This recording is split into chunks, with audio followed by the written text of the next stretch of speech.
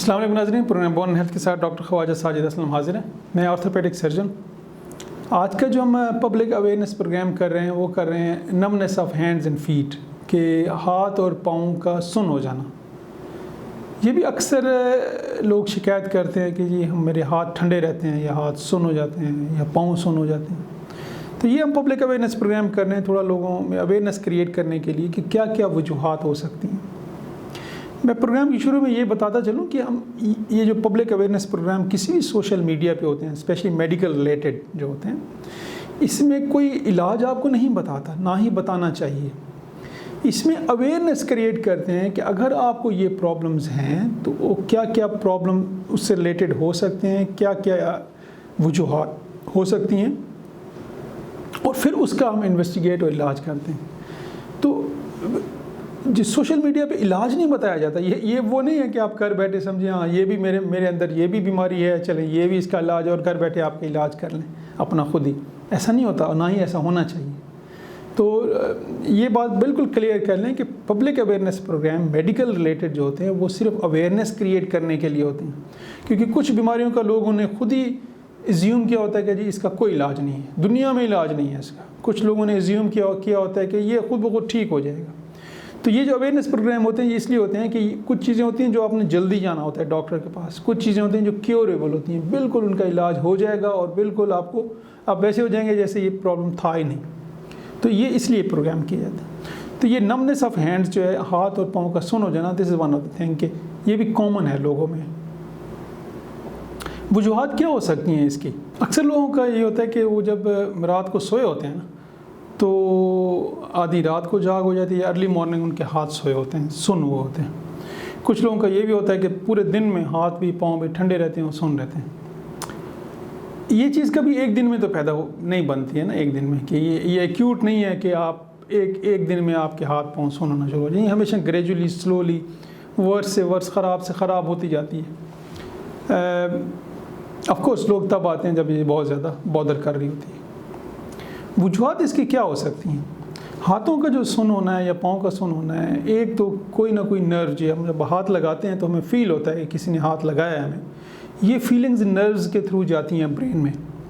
तो जो नर्व्स होती हैं जो हाथ को सप्लाई करती हैं या पाँव को, वो कहीं ना कहीं दब जाती हैं। वो चोट लगने की वजह से भी हो सकती हैं, वो उसके ऊपर जो फेशिया और मसल्स होते हैं उनके टाइट होने की वजह से भी हो सकती हैं, और किसी बीमारी की वजह से भी हो सकते हैं। जिस तरह one of the disease diabetes mellitus है, शुगर है। शुगर के पेशेंट में क्या होता है कि वो जो नर्व्स होती हैं उसके ऊपर जो झिल्लियाँ होती हैं, कभी आपने ओनियन देखा हो, प्याज, उसके ऊपर झिल्ली के ऊपर एक और झिल्ली भी हो, और तो ये नर्व जो होती हैं, न्यूरॉन्स होते हैं, इनके ऊपर भी इस तरह मुख्तलिफ़ किस्म की झिल्लियाँ होती हैं, बहुत सारी। तो ये शुगर के पेशेंट में ये झिल्लियाँ ख़त्म होना शुरू हो जाती हैं। जब ये ख़त्म होना शुरू हो जाती हैं तो फिर अंदर का जो कोर है वो फिर एक्सपोज होता है, तब ये पेन और नमनेस और बर्निंग पेन और नमनेस स्टार्ट हो जाती है। और ये शुरू हमेशा हाथ के पोरों से प्रॉक्सिमल आती है, या पाँव की जो टोज़ हैं उससे फिर फुट में और लेग में और प्रॉक्सिमल आती है। लेकिन जब आपको ये नमनेस हो तो आपने फ़ौरन डॉक्टर से रुजू करना होता है, डॉक्टर के पास जाना होता है। वो फिर चेक करता है, एग्जामिन करता है, फिर उसकी इन्वेस्टिगेशन करता है। हो सकता है ये आपको पता ही ना हो और आपको शुगर हो, क्योंकि अक्सर तो यही होता है ना कि शुगर जब डायग्नोस होती है तो ऐसा नहीं होता कि बहुत से लोग जो है वो रेगुलरली अपना शुगर चेक कराते हैं, बहुत कम लोग कराते हैं।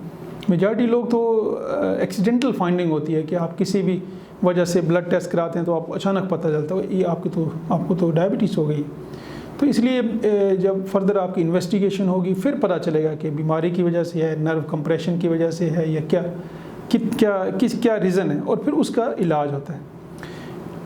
अगर तो नर्व कंप्रेशन की वजह से है तो फिर उसको डीकम्प्रेस कर देते हैं, ऑपरेशन करके हम उसको डीकम्प्रेस कर देते हैं। वो भी अर्ली स्टेज में आ जाते हैं तो बहुत अच्छे इसके रिज़ल्ट्स हैं, आप बिल्कुल ठीक हो जाते हैं।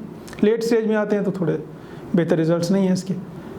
किसी और बीमारी की वजह से हैं तो ये कंट्रोल हो सकती है, ये नमनेस कंट्रोल हो सकती है। ये डेंजरस चीज़ है।